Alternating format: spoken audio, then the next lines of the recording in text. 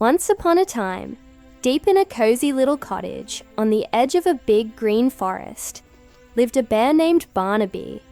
Now, everyone knows that bears love honey more than almost anything in the world. And Barnaby was no exception. He loved honey on his toast in the morning, honey in his tea in the afternoon, and sometimes just a spoonful of honey right before bed. One bright and sunny morning, Barnaby woke up with a rumbly in his tumbly.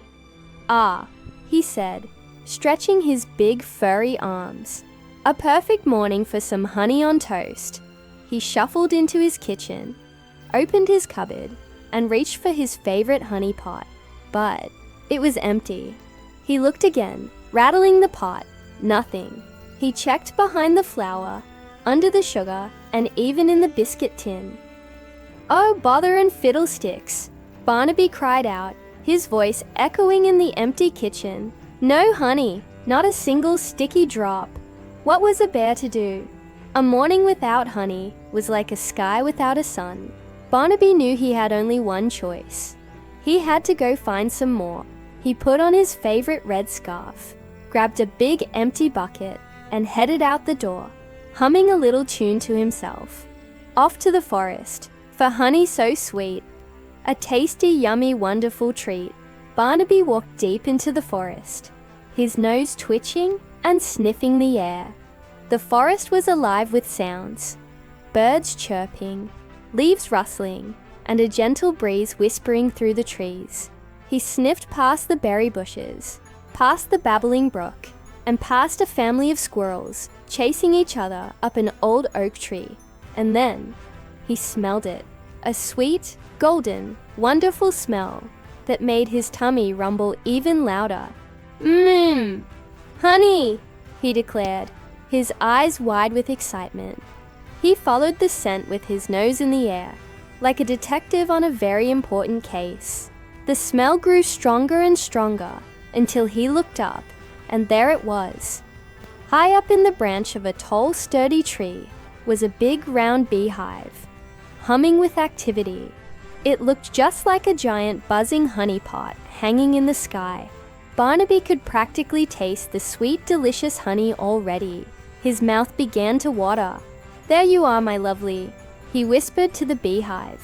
He put down his bucket and started to climb the tree.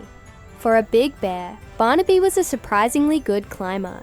He went up and up and up, his paws finding perfect holds on the bark. When he finally reached the branch with the beehive, he took a deep breath. The smell was absolutely heavenly. Slowly, carefully, he reached out his big fuzzy paw towards the opening of the hive. He was so close, he could almost feel the sticky sweetness. But just as his claw touched the edge, zzz! A tiny stripy creature shot out of the hive and hovered right in front of Barnaby's nose. It was a little bee, with wings beating so fast they were just a blur. The bee did not look happy. She put her tiny hands on her hips, or where her hips would be if she had them. "Hey you, bear," she buzzed, her voice surprisingly loud for someone so small. "What do you think you're doing?"